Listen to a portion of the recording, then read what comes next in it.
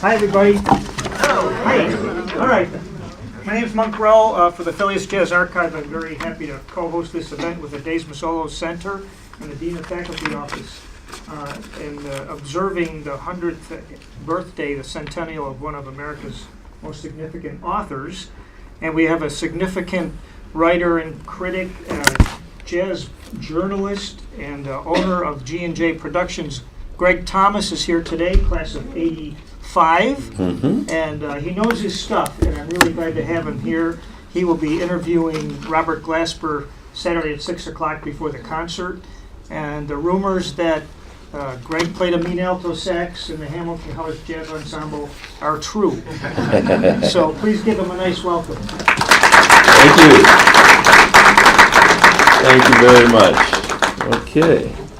Very happy to be here to present, and thank all of you who came out, both students and faculty. I'll be addressing both of you in this presentation. So let's get going.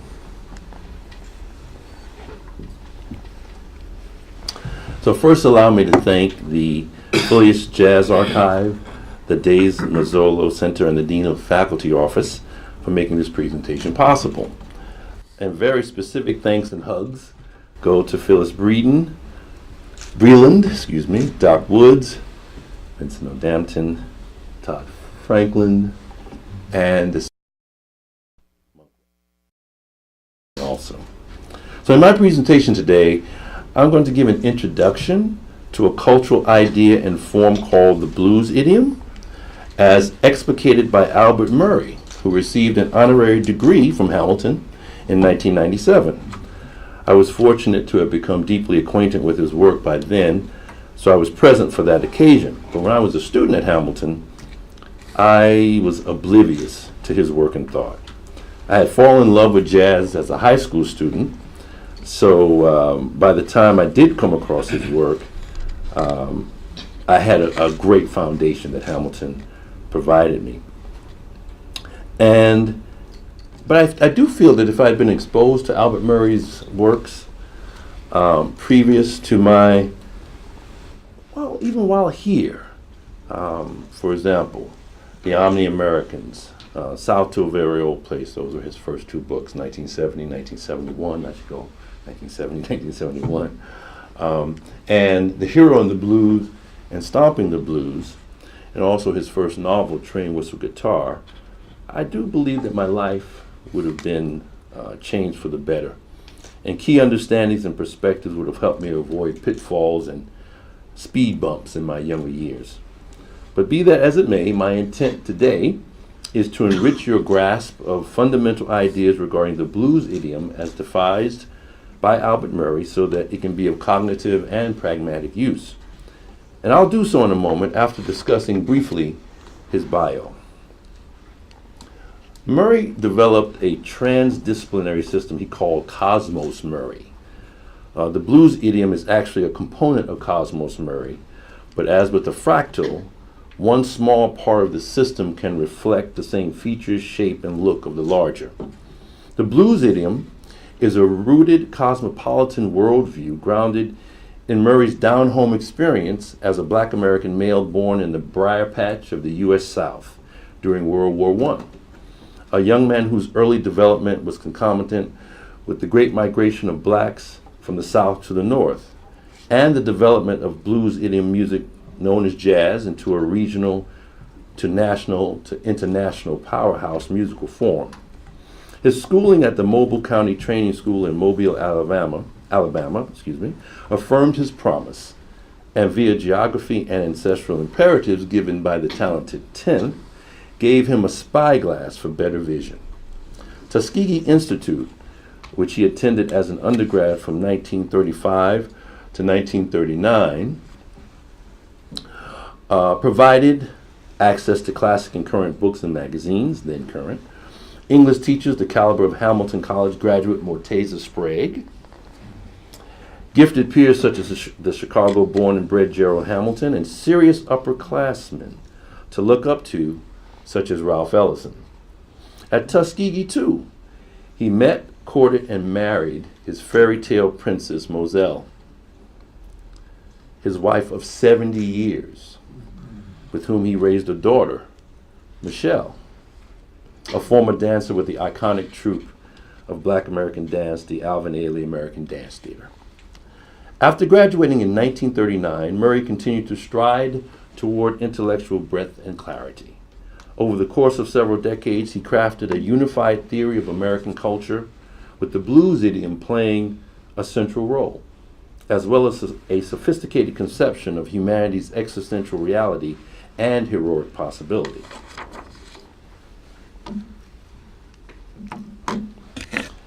Just one moment. Okay.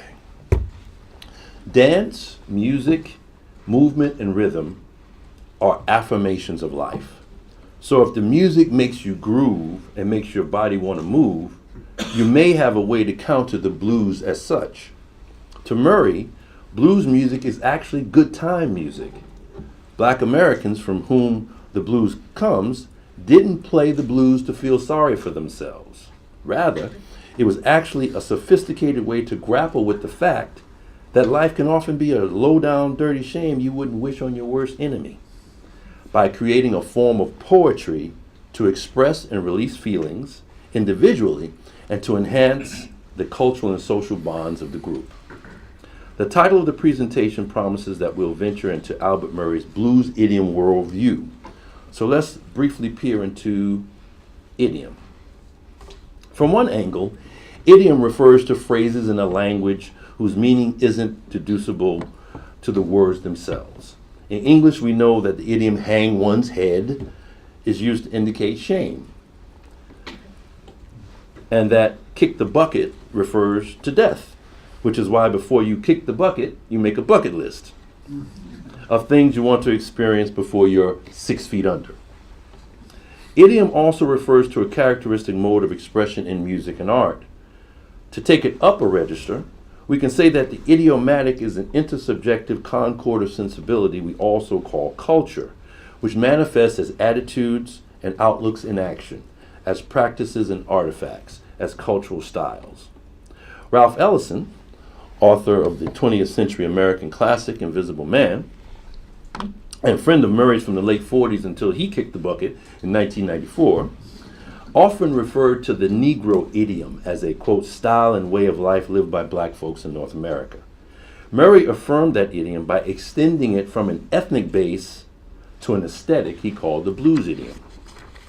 Now, if you think that the blues, the first word in the phrase Blues Idiom Worldview, is as foreign to you as, say, the pyramids of ancient Egypt, I can assure you that it is not. First of all, if you are American, the blues very likely infuses the music you like. If you hail from some other part of the globe, you're likely connected to the blues through the pentatonic scale. The blues form and sensibility is a secular foundation of jazz and other forms of American music, based on a 12-bar form, a call and response melodic structure, a Negro American vocal timbre or sound color, and a harmonic system that connects it to church music and other musics across the world. Current popular musical artists from Lady Gaga and Beyonce to D'Angelo and Kendrick Lamar have incorporated jazz into their music, and by extension, the blues.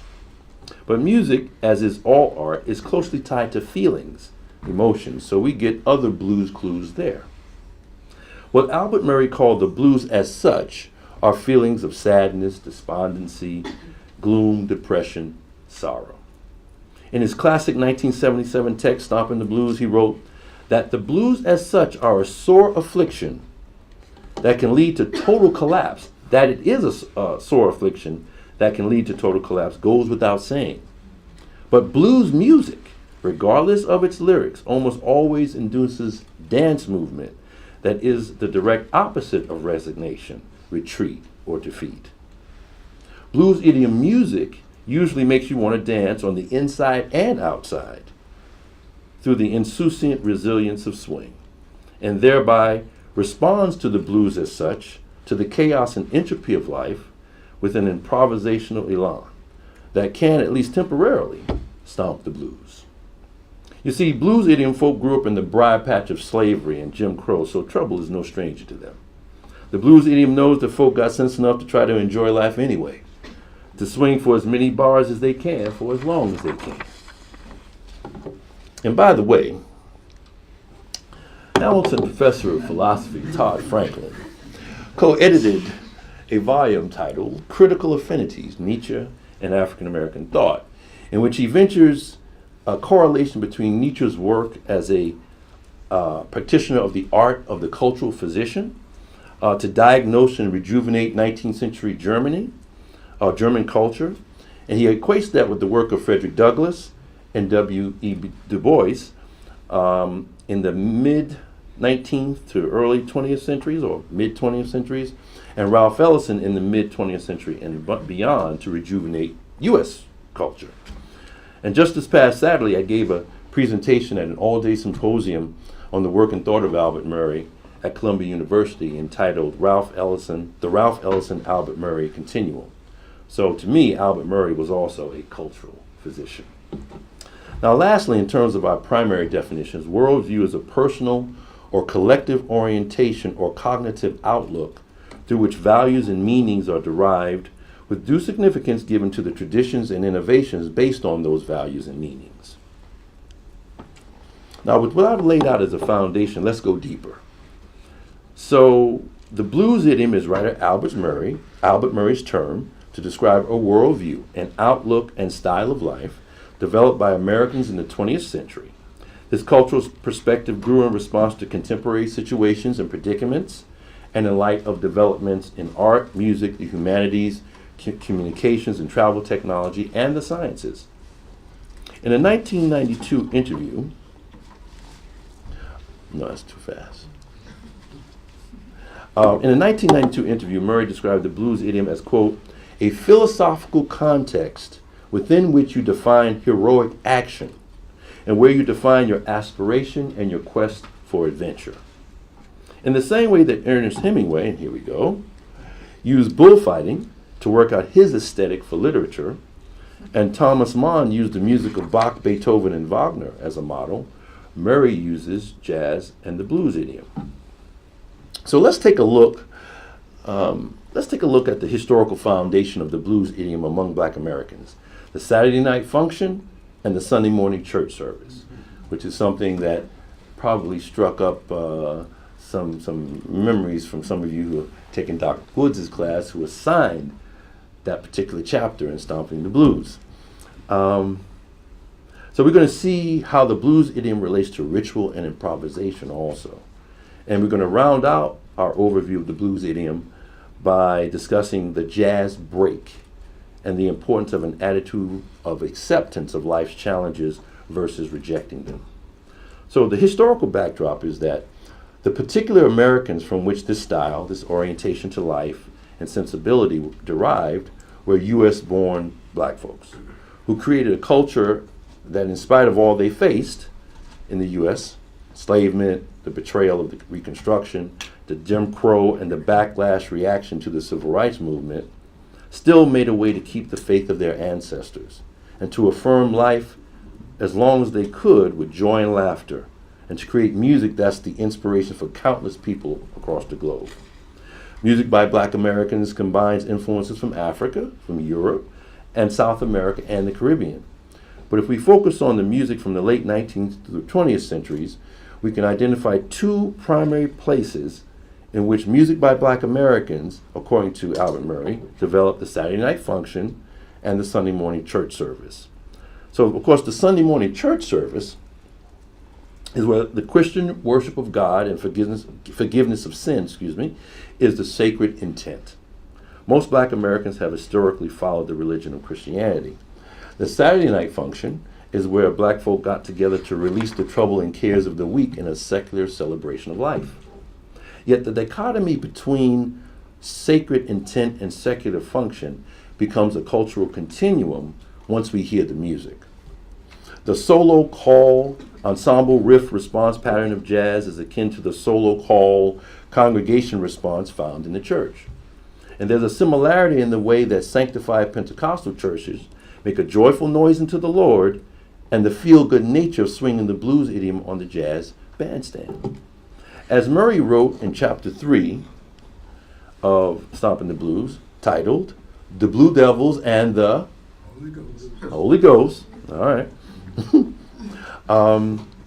He said this: "Nor is it at all unusual for the hand clapping and foot shuffling, plus rocking and rolling of a congregation singing chorus after medium to up-tempo chorus of, say, I Couldn't Hear Nobody Pray, or Just a Closer Walk with Thee, to generate paroxysms of ecstasy that exceed anything that happens in the most gut-bucket-oriented of honky-tonks. In point of fact, traditionally, the high praise given a blues musician has been the declaration that he can make a dance hall rock and roll like a down-home church during revival time." End quote. Another foundational tie is what Murray called the disposition to refine all movement to a dance beat rhythm derived from Africa. But differences do remain. The Saturday night function is not a ritual of propitiation or atonement. It's rather a purification ritual that can morph into a fertility ritual. Albert Murray, yeah, that's right. All right, now watch it. Albert Murray thought that fundamental rituals underlay all art. His decades of study of the history and practice of art, music, drama, literature, anthropology, and philosophy across time led him to formulate the following: art is the ultimate extension, elaboration, and refinement of the rituals that reenact the primary survival techniques of a given people in a given time, place, and circumstance. So going back to the early history of humankind, purification rituals were used to banish evil. So when you have fun, laugh in spite of crying, and party with other people, it serves to at least temporarily help you get beyond your troubles. So the Saturday night function starts off as a purification ritual to confront the blues with elegance and style, and to celebrate life by also serving as a fertility ritual where we affirm life in a way that's, let's say, both pleasurable and functions to continue the species. Now, this is similar to Duke Ellington's formulation.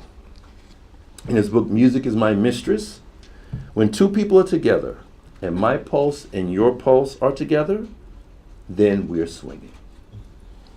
Improvisation is also central to the blues idiom. Murray once described the deeper values and qualities of improvisation as internal resilience, perpetual creativity. But bringing it down to earth, we can look at improvisation as a necessary skill for human beings to confront life's uncertainties, chance, even chaos and entropy, which Murray actually equated as analogous with the blues. But to improvise in life, in jazz as in life, you should learn as much as you can. Murray wrote that to improvise well, you must have knowledge of chordal structure and progression that's as rich as you can make it. The more tunes you have in your background, the better prepared to improvise you are. So when faced with those inevitable moments of disruption and discord and discontinuity, Murray suggests that the jazz musician on the break is a model of action. The break in jazz is when the forward movement of the music stops, leaves space for a soloist to put his or her imprint, his or her own statement to the situation, the mood, the melody, the harmony, the tempo. Now, the first example of this, let's see now, I want to bring up, take this out. Well, no, I just want to bring up, I forgot the very first step here. Thank you. The first example we're going to hear of a break is actually not, how do we get that off? How do we get the screen off? The original, yeah, okay, you can leave it there. Okay, I'll handle it from here. All right, I think. This first example is not technically a break because, as I said, the break is usually when the music is forward moving, stops, and then continues.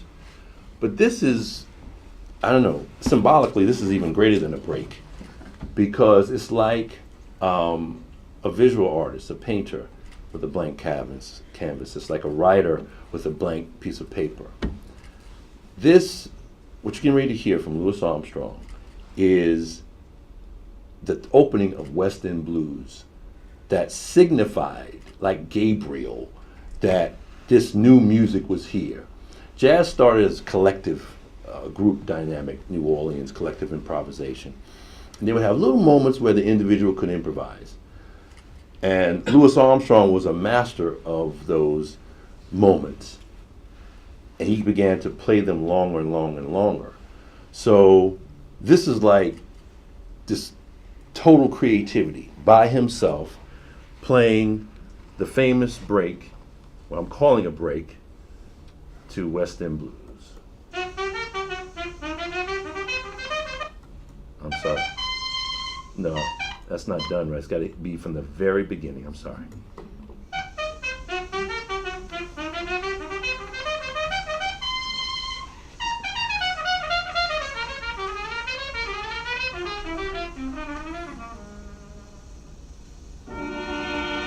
If you play jazz trumpet, you learn that.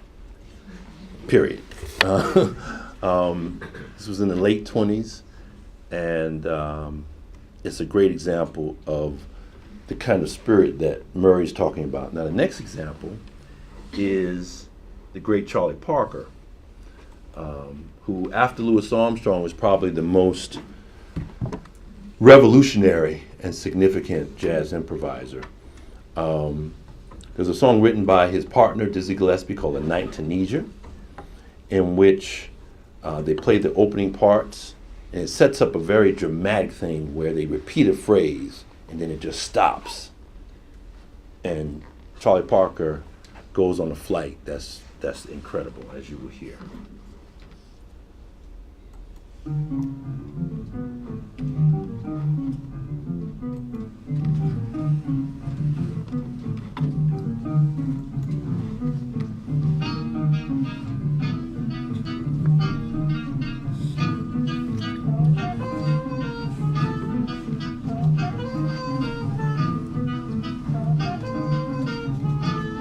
Gillespie on trumpet.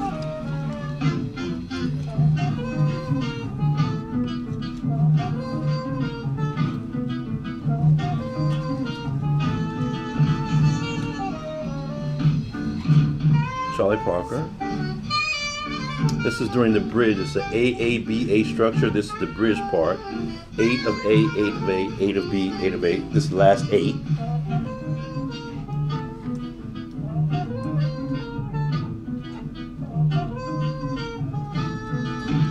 Here's the drama.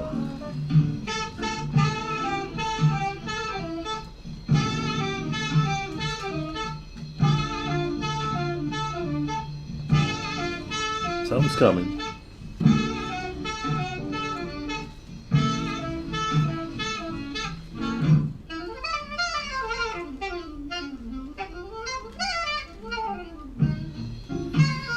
Now imagine when the breaks of your life come. When you get those situations like facing the dragon, the mythic hero, being able to respond like that. That's the concept. You know?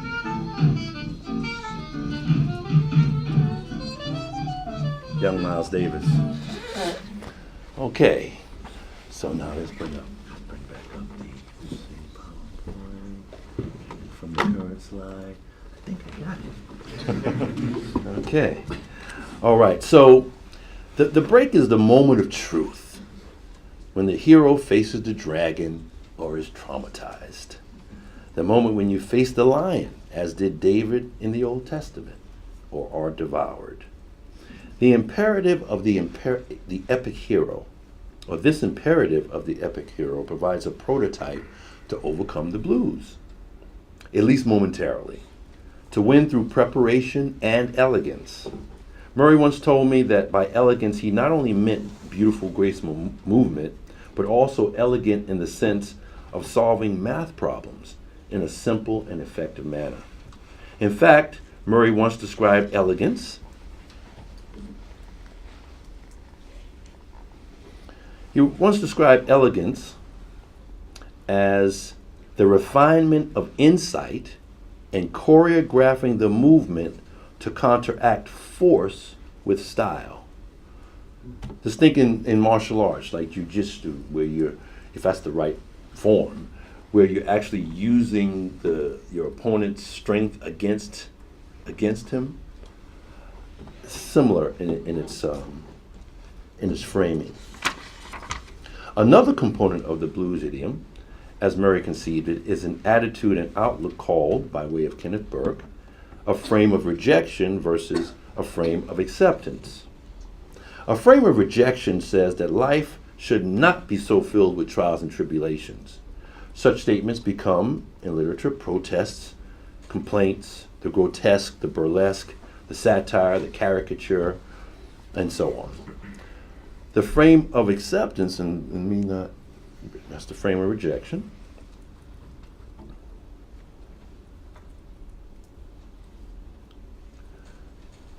The frame of acceptance accepts the obvious fact that life is always a struggle against destructive forces and elements, whether seen or unseen.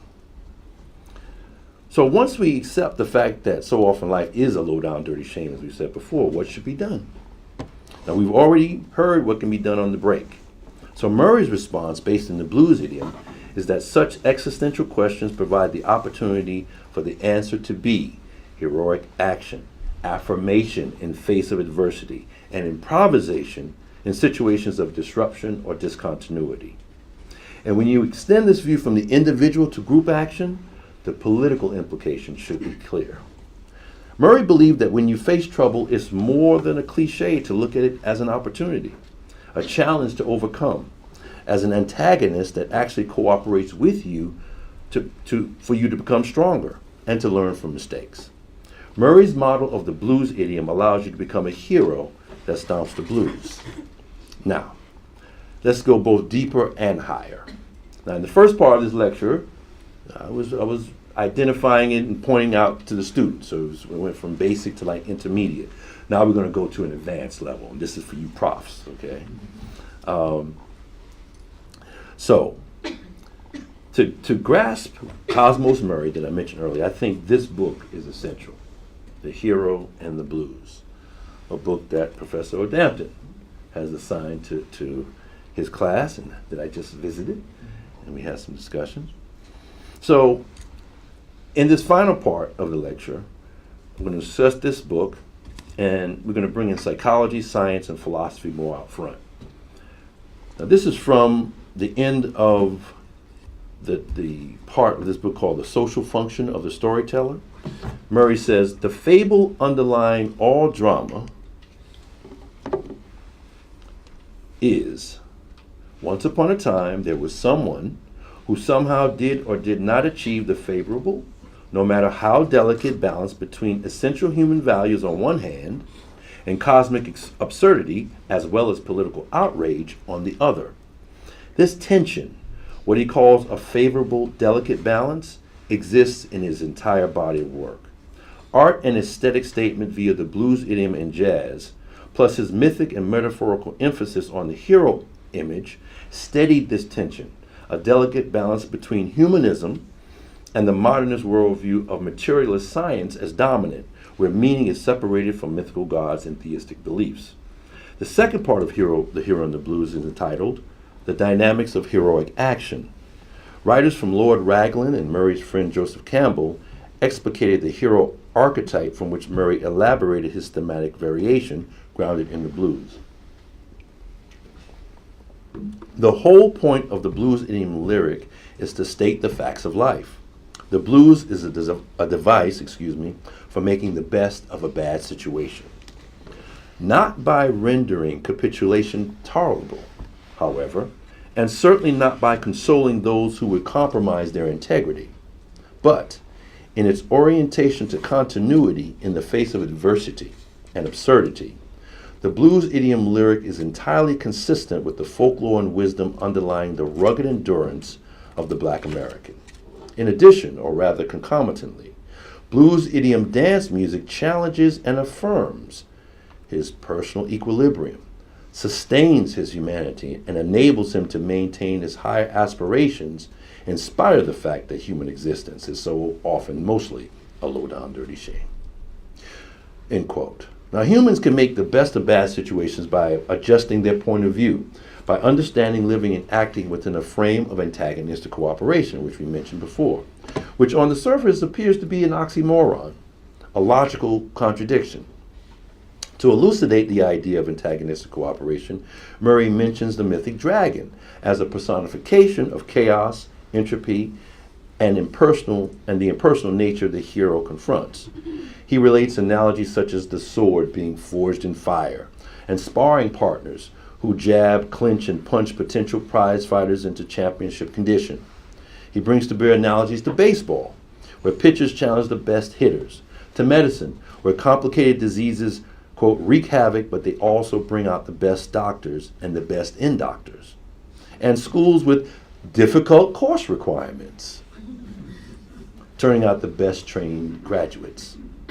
Quote, heroism, which like the sword is nothing if not steadfast, is measured in terms of the stress and strain it can endure and the magnitude and complexity of the obstacles it overcomes. Thus, difficulties and vicissitudes which beset the potential hero on all sides not only threaten his existence and jeopardize his prospects, they also, by bringing out the best, serve his purpose, bring out the best in him. They make it possible for him to make something of himself, such is the nature of every confrontation in the context of heroic action.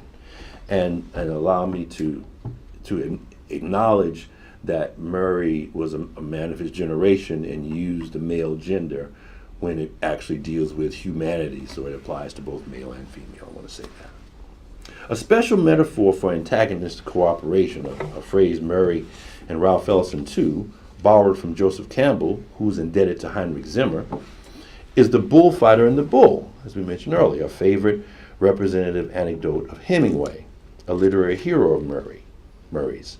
The bull, like the dragon, personifies nature and entropy.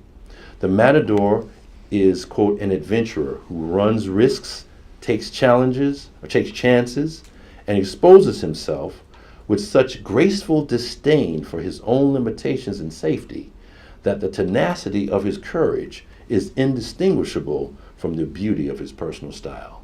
That was Murray. Murray admits that this conception of the hero is romantic.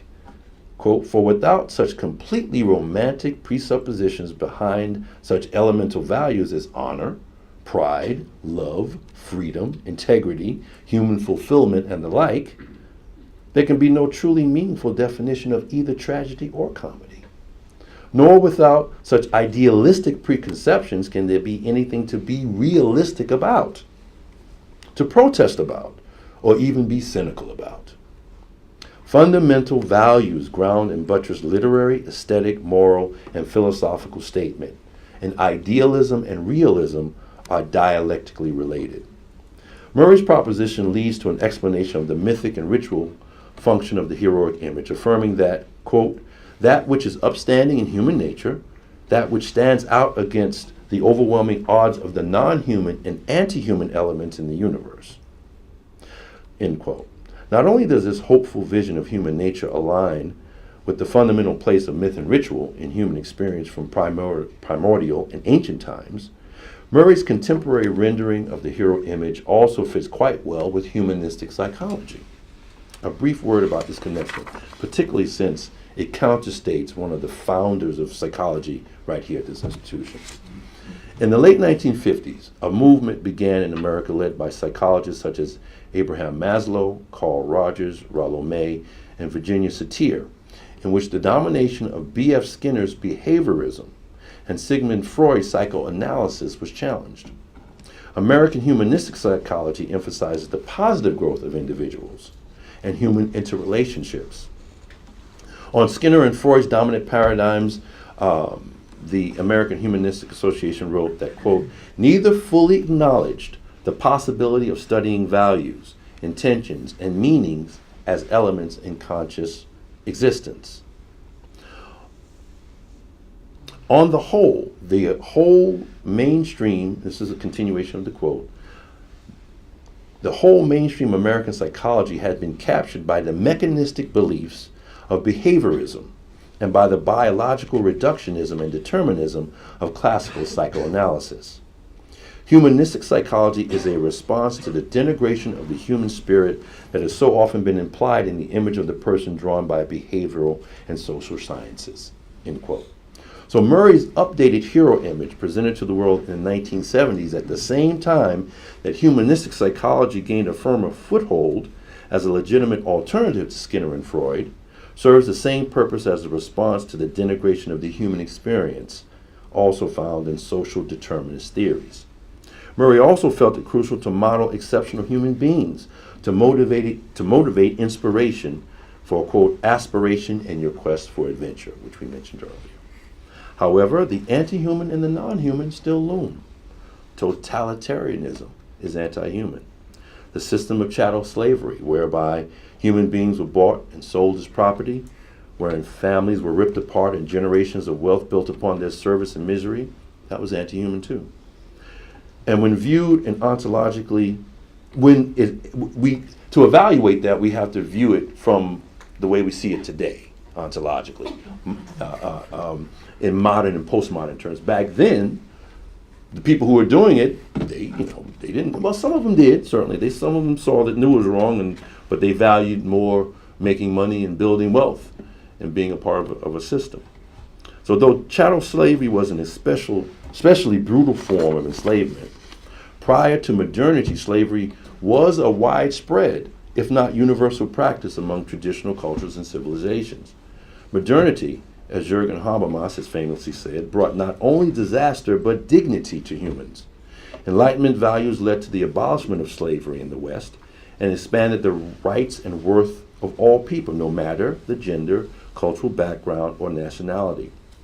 Murray not only contends with anti-human elements that potential heroes confront, he also factors in the non-human, such as the second law of thermodynamics, entropy, the tendency of all things to fall apart in time, to become disorganized in closed systems, and to ultimately cause the earth to disintegrate in heat death. Combine that desolate inevitability with the view that our Milky Way galaxy, one of just billions of galaxies, we know that now, is just a speck in a rapidly expanding universe with no ostensible meaning.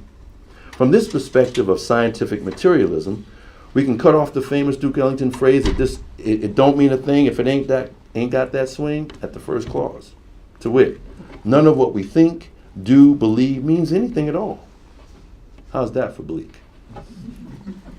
Murray confronts existential meaninglessness not via anomie, not via nihilism, nor hedonism. Rather, he devised a blues idiom image, a nada-conscious hero who embraces straight-faced farce, he called it, slapdash behavior for slapstick situations, like Charlie Chaplin, in order to attain happiness, a precarious dynamic equilibrium, he called it. The improvising jazz musician, swinging for as many bars as you've got, embodies this image, as does Chaplin's The Tramp character. Yet for many, the question still remains. How can we find hope and take beneficial action in light of such odds? The fact that not only will our galaxy eventually die, but each and every human being too. Also, when the odds seem to be so tilted in favor of the rich and powerful, how do we still affirm the good, the true, the beautiful? For Murray, and we're rounding the bend to the end now, Thomas Mann's new humanism, or third humanism, was a powerful answer that served as another foundation of his blues idiom lifestyle and philosophy. Also called the coming, the third humanism, which Mann wrote about in the middle of the 20th century in response to Nazism. The third humanism transcended while including the insights of the first humanism of the Italian Renaissance and the second humanism of the French Enlightenment. And Mann's new humanism gave poetic and prophetic hope to a vision of humanity after the horrors of World War I and World War II. Mann published his essay, The Coming Victory of Democracy in the U.S. in 1938, after being exiled from Germany after the Nazi rise to power. Murray says that Mann wasn't responding to the pressures of enlistment in a political and social doctrine such as Marxism. He instead reacted to, quote, the totality of his situation. Thus, the social conscience, which he developed, was consistent with the actual complexity of human nature, from which came a, quote, new conception of man in which political involvement is inseparable from cultural security. I think we need some of that these days, too.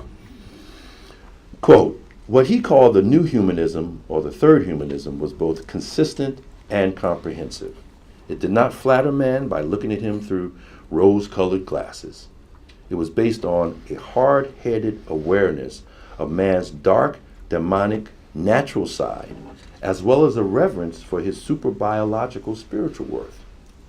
The new humanity would also be universal, and it will have, and this is mine, the artist's attitude, and that is, it will recognize that the immense value and beauty of the human being belongs to the two kingdoms of nature and spirit.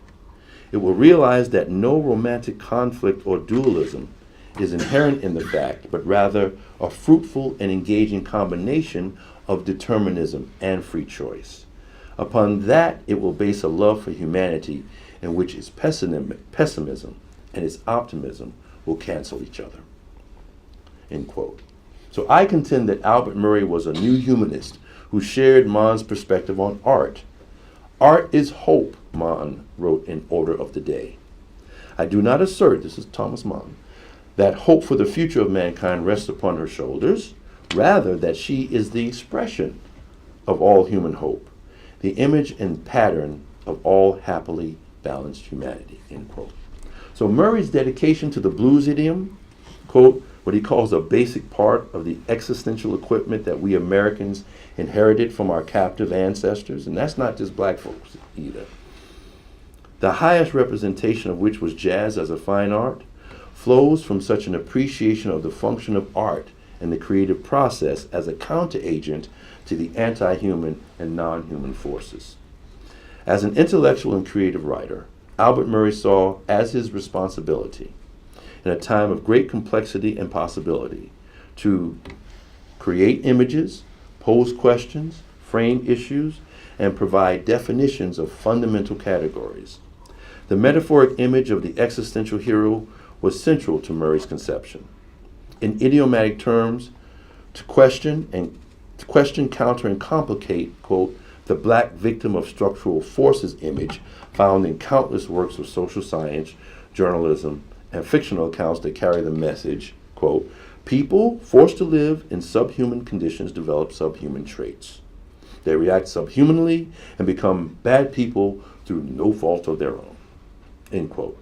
Murray's exhibit A of this trend is Richard Wright's Native Son, which instead of functioning as a tragedy is a social science-oriented melodrama with an unhappy ending. In other words, its plot complications, this is Murray's quote, reflect only the man-made restrictions of an oppressive political system.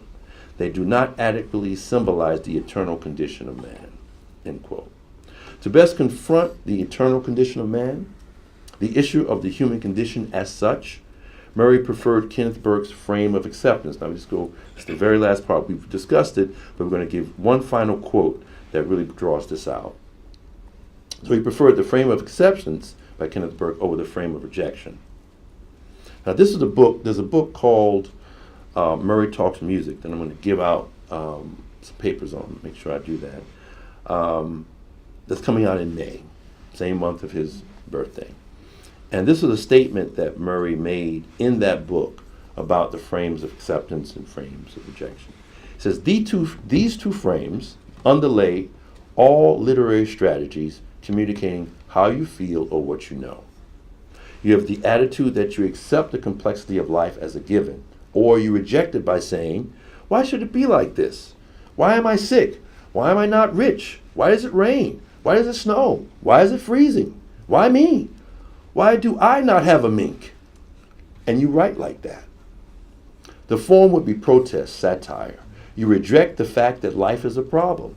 On the other hand, Burke also identified the frame of acceptance. This is the way it is. So what are you going to do about it? You accept the fact that you live in a briar patch and you become a swinger. You get with it. You get the changes in tempo. You get the changes in keys and all of that.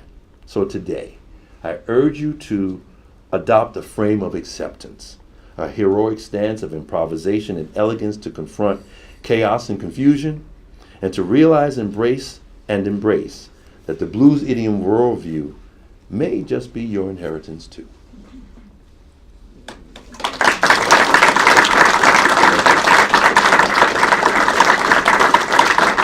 Thank you.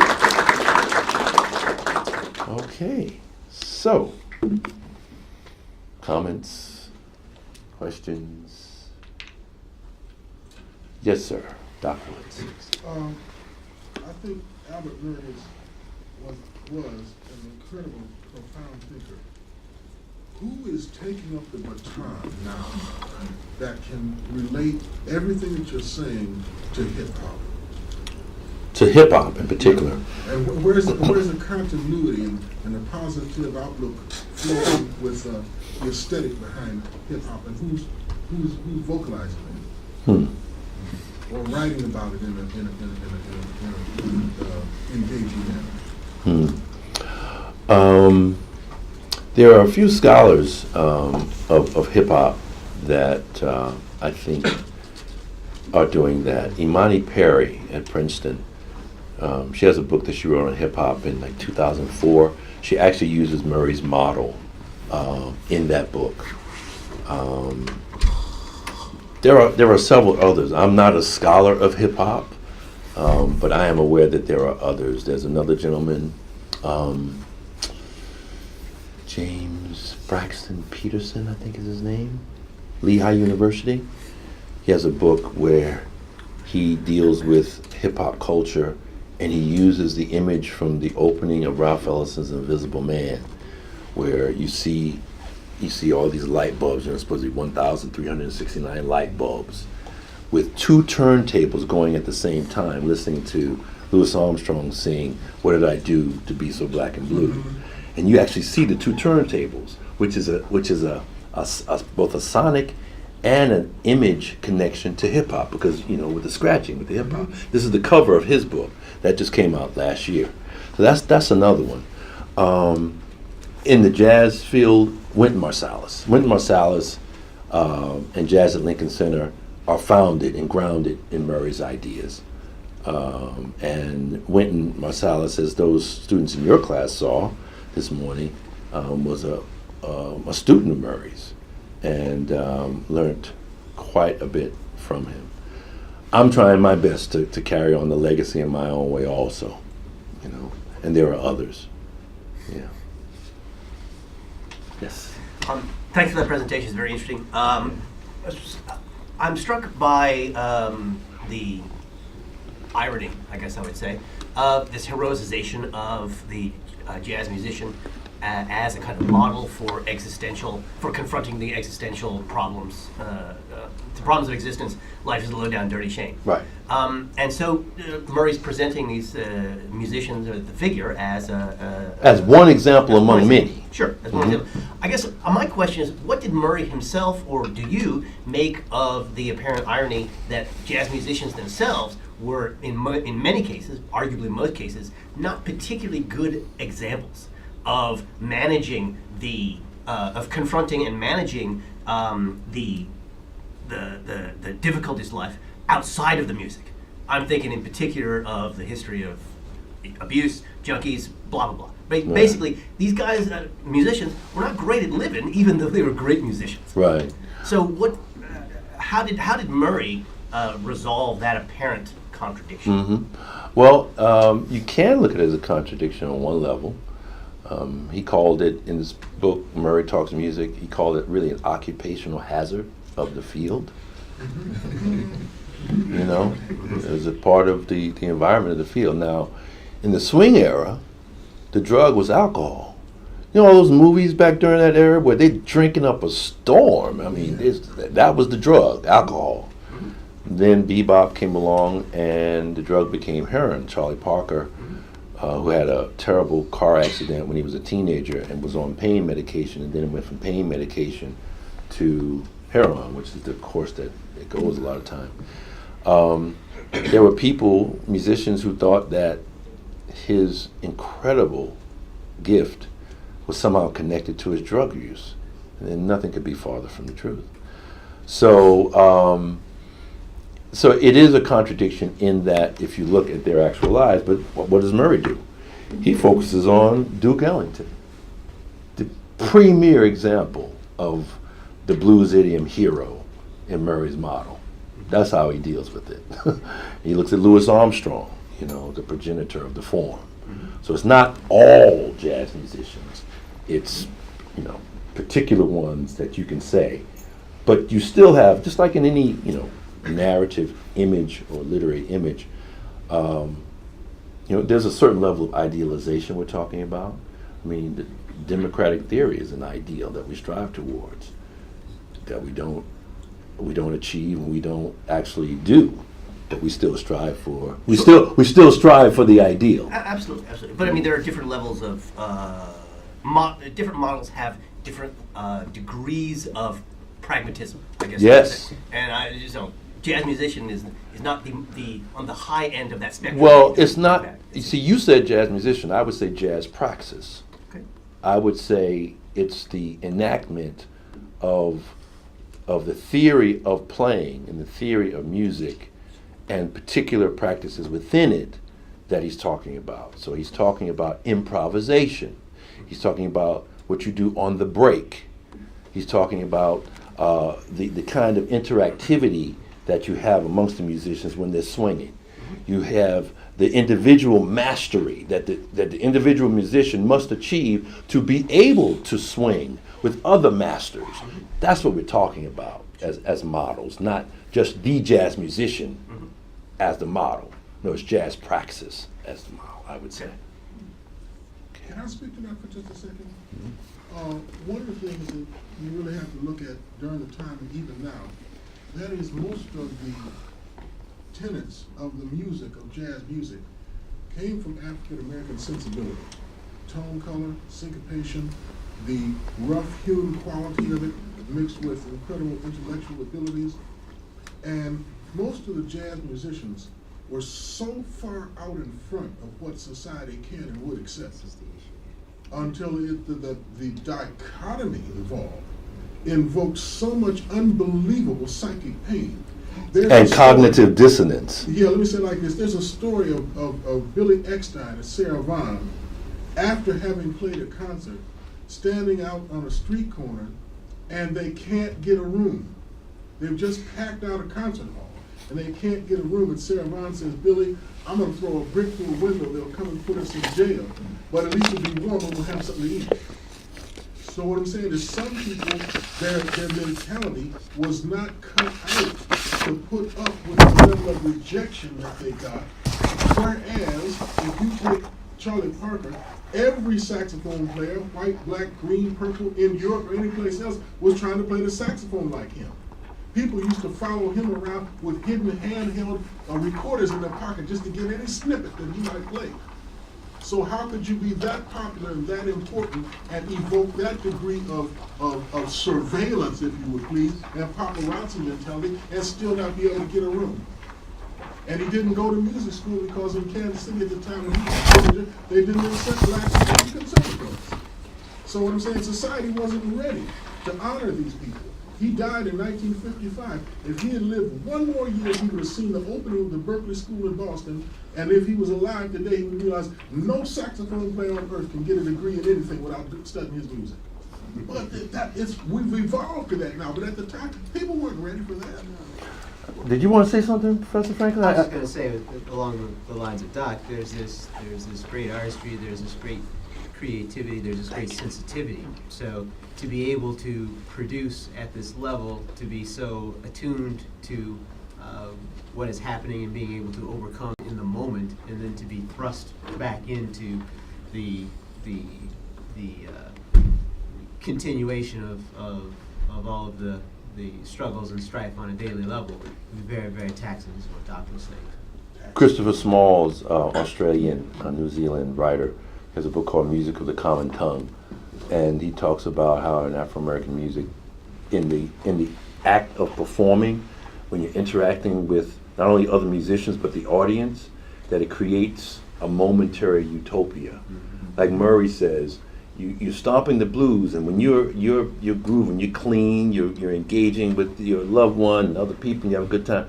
The blues is nowhere to be found temporarily, but when you walk out or you wake up in the morning, the blues could be right there by your side. So we create these spaces for momentary, the realization of ideals momentarily in art and in musical forms. And these are models and examples of what could be done and should be done in other spheres of our lives.